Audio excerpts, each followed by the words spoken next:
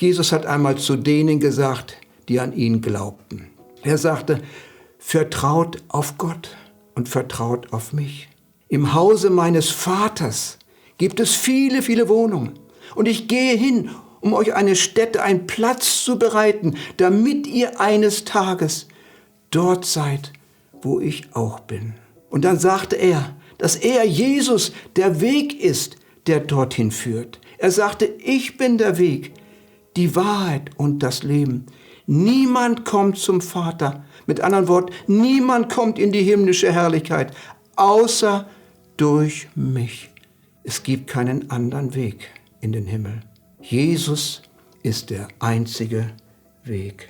Billy Graham, dieser weltbekannte Verkündiger des Evangeliums, hat einmal vor seinem Tode gesagt, eines Tages werdet ihr hören und lesen, dass ich gestorben bin.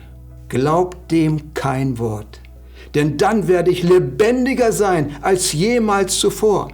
Ich habe dann nur meine Adresse gewechselt.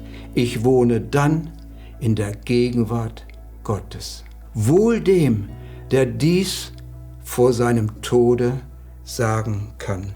Liebe Hörerin, lieber Hörer, entscheide dich doch heute noch für ein Leben mit Jesus. Dann wirst auch du nach dem Tode bei ihm in der Gegenwart Gottes sein.